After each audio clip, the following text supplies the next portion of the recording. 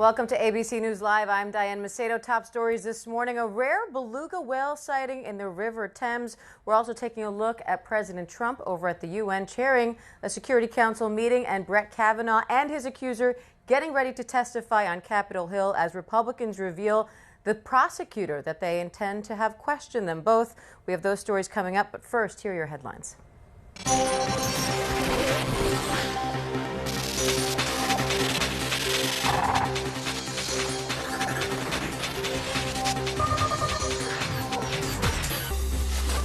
If there were to be a fierce global trade war, the United States economy could be hit the hardest, according to economists at the European Central Bank.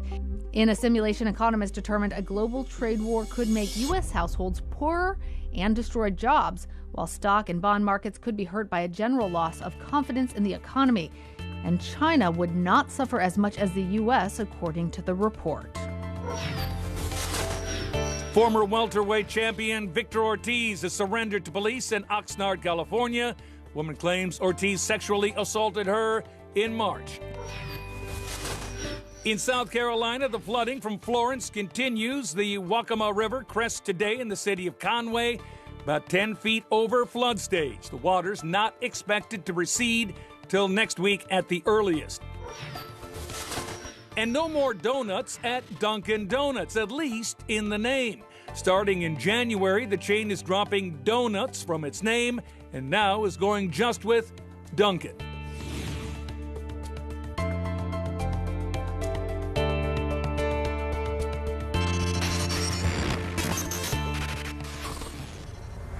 Welcome to ABC News Live. We're going to start things off at the Supreme Court this morning, where Brett Kavanaugh and his accuser are getting ready to testify tomorrow. We're also now learning that Republicans are bringing in a sex crimes prosecutor to question them both.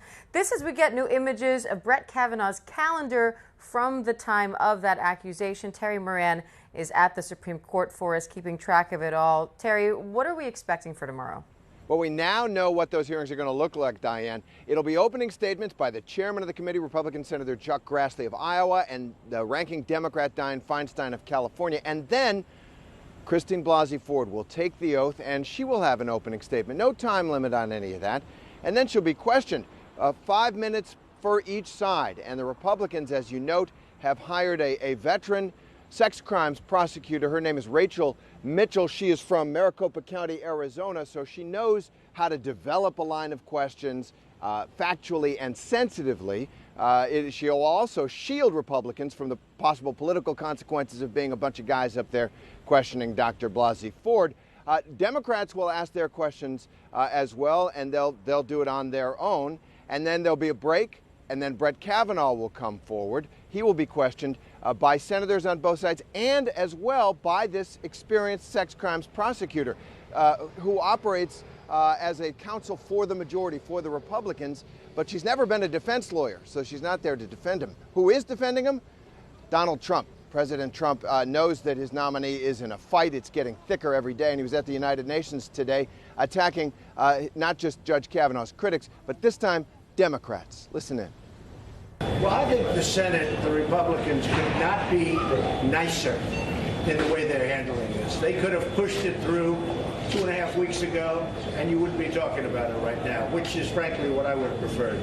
But they didn't do that. The Republicans could not be nicer, could not be more respectful to the process, certainly could not be more respectful to the woman, and I'm okay with that. I think I might have pushed it forward a lot faster. Because I know this particular man, Judge Kavanaugh. He's outstanding. You don't find people like this. He's outstanding. He's a gem. He's an absolute gem. And he's been treated very unfairly by the Democrats who are playing a con game. They know what they're doing. It's a con. They go into a back room and they talk with each other, and they laugh at what they're getting away with. It's a con game, and that's what they play. And that's about the only thing they do well. Thank you very much. You can sense the president's frustration there. To be fair, most of the Democrats on the committee and in the Senate already made up their minds they were going to vote against Judge Kavanaugh, but they're not the issue right now, really. It's the credibility of Judge Kavanaugh and Christine Blasey Ford and perhaps other accusers as well. This is a fast-moving story. And Terry, how unusual is it that they're bringing in this sex crimes prosecutor to question them? Well, that is unusual. It's not unheard of. In previous investigations, big-time investigations, going all the way back to the Army McCarthy hearings back in the 50s, the Watergate hearings, the Iran-Contra hearings, the Senate will bring in experienced lawyers in these areas to help them develop the facts. I mean, let's face it, senators are terrible questioners. They're real good at making speeches, but they're real bad at asking questions. You know, I've seen it. They either they make a speech and then throw a softball, or they make a speech and throw a gotcha question. Trial lawyers are trained by the rules of evidence to think differently and ask questions differently. That could be an advantage to all of us who are trying to figure out what's going on here, although, once again, Rachel Mitchell is working for the Republicans, but she is also a career sex crimes prosecutor. And we were just looking at some video of Senator Dianne Feinstein. You know, she was the first person that Ford came to, and she's caught a bit of flack for taking a while to make, you know, the accusations and the letters public. What's the latest on that? Well, this is something that Dianne Feinstein has been wrestling with for a while. Her own party very critical of her, and of course the Republicans as well. I think most people would agree this is no way to go about deciding what happened here. You know, without an FBI investigation, under the Klieg lights and television glare, and it could have been done differently had Dianne Feinstein taken advantage of the behind-the-scenes kinds of process that happens all the time. Look, anytime someone is nominated to a cabinet position, to a judgeship, a lot of stuff comes in. The FBI looks at it, the committee looks at it. There are ways of doing that. Sometimes there may be false allegations or people might be mistaken. Sometimes the people making the allegations are, and I'm not saying that is happening in this case, but perhaps need to be protected themselves from either dangers they face or from perhaps they're struggling mentally or whatever. So there is a process. Dianne Feinstein did not take advantage of it, she says, because Christine Blasey Ford asked for her confidentiality to be kept. And so here we are, about to go into what is undoubtedly going to be a circus, and a day that will change both of these people's lives forever. Let's not forget, it's not a game show. Both of these people, Brett Kavanaugh and Christine Blasey Ford, have children, have careers and reputations. We'll figure out what's going on, but have a moment of sympathy for both of these people who have to go through this. And lastly, Terry, I know you covered the Anita Hill, Clarence Thomas hearings. This has been compared to that situation quite a bit. Do you see the similarities? Well, sure, of course. You know, I think for a lot of women, they saw Clarence Thomas go on the court, they believed Anita Hill, and it was an affront to their sense of dignity as Americans. I think that's one of the reasons Republicans are so wary here. But on the Judge Kavanaugh side, it's very difficult to prove a negative. It's very difficult to prove something 35 years ago about which there's no direct corroborating evidence and prove you didn't do it. So they're both in a very difficult position, and it's going to be sorted out not through the rules of evidence, but politically, and that may be the worst thing of all. Well, and on that note, how influential might these calendar images be in all of this?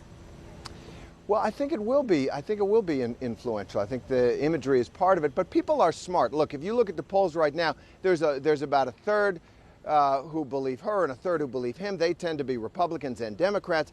And then there's that muddled middle which actually governs America on most things. They're going to listen, and they're going to listen in and see if they want this man on the Supreme Court, given what he's being accused of. All right, Terry Moran for us outside the Supreme Court. We listen every time you explain things, Terry. We appreciate it. Thank you. Thanks, Diane. And President Trump, as you saw at the UN, but it's not just Brett Kavanaugh he is talking about. He has another busy day ahead. He is chairing a Security Council meeting, and our own Connor Finnegan is outside the UN with the latest on all of that. Connor? Hey, Diane. Yeah, President Trump chaired his first ever UN Security Council meeting. The United States called this meeting on non-proliferation, but President Trump really took the occasion to bash a lot of America's adversaries. Most notably, he went after China, accusing the Chinese of actually trying to help his opponents in the midterm elections this November. Take a listen.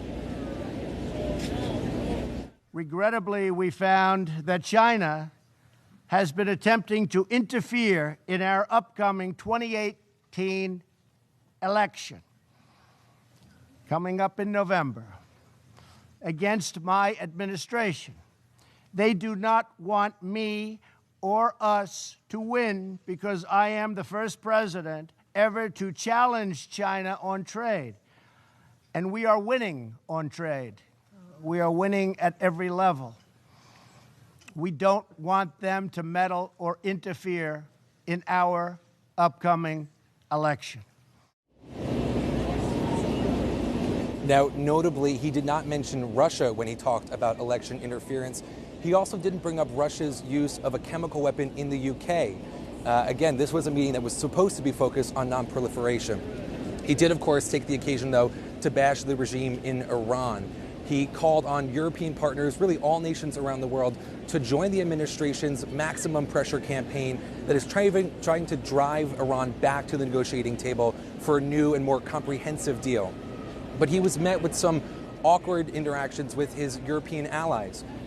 French President Emmanuel Macron spoke after the president and asserted once again, as the Europeans have continued to do, that the deal is working, that Iran is abiding by the agreement, and that sanctions are not going to bring Iran back to the table, that there should be negotiations with the regime in Tehran.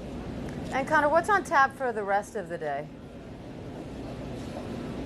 Well, you know, Diane, this morning he met with Israeli Prime Minister Benjamin Netanyahu. He made some news there as well, endorsing a two-state solution for the first time in his presidency.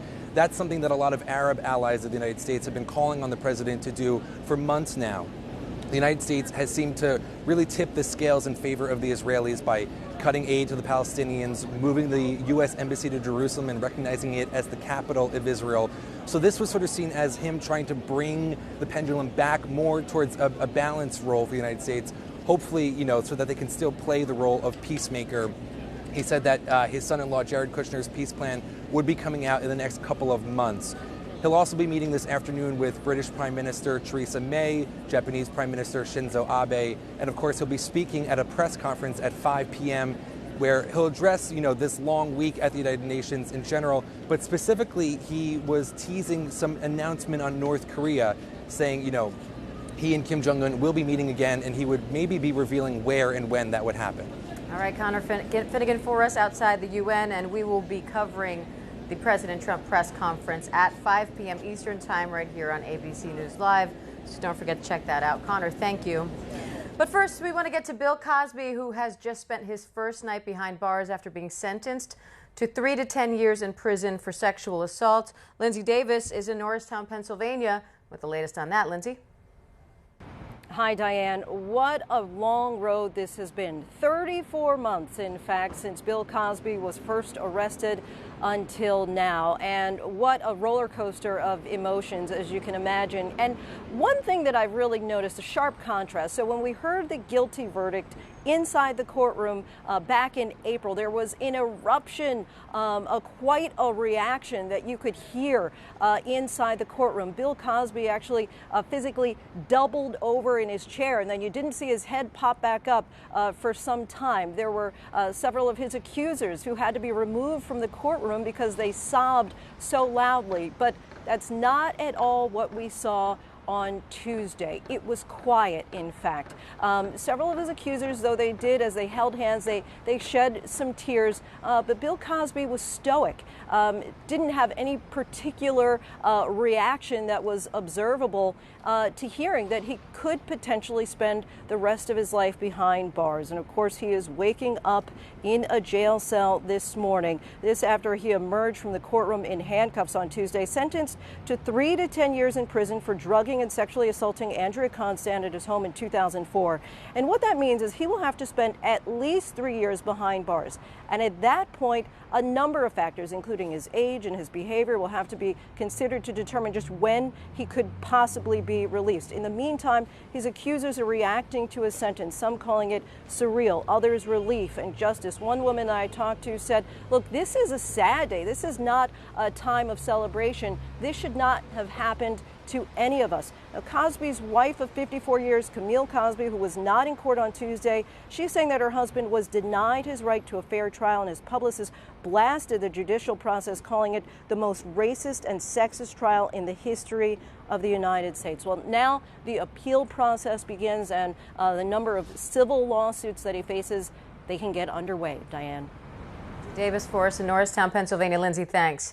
And now to North Carolina, where a race to find a missing 6-year-old is on. The boy has special needs. His father is speaking exclusively to ABC News about the moment he says his son disappeared from a park. Steve Osinsami is in Charlotte, North Carolina, with more on that. Steve, what is his father saying? Well, his father's saying that he lost track of the boy while they were at the park after the 6-year-old, who again is nonverbal and has autism, was chasing after a jogger. The father then says that the boy got away from him, and when he started running towards the boy to try to get him, the boy was lost in the woods. Police are continuing, of course, to search this wooded area. The search has also taken somewhat of a grim turn.